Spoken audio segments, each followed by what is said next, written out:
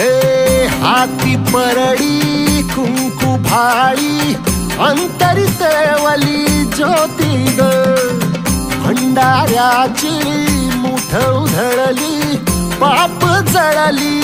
कोटी ग सेवेसाठी आलो दुरुनी तूच जीवाचा जीव स्वामिनी होऊ दे मंगल